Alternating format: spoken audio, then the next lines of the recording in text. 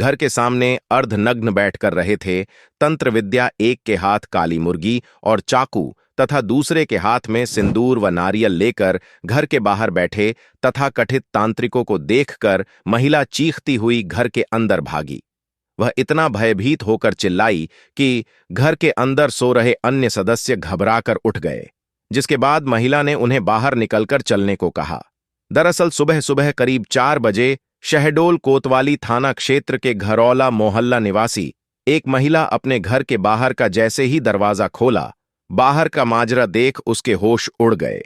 उसने देखा कि 3 तथाकथित अनजान व्यक्ति उसके घर के बाहर जमीन पर अर्धनग्न हालत में बैठे हुए हैं।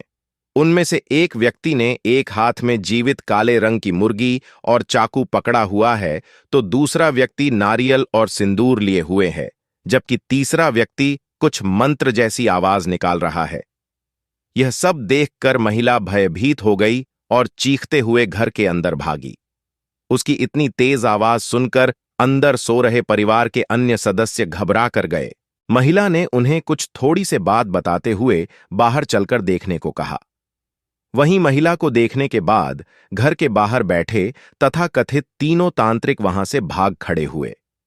जब तक घर के लोग बिस्तर से उठकर बाहर आए, तीनों वहां से गायब हो चुके थे।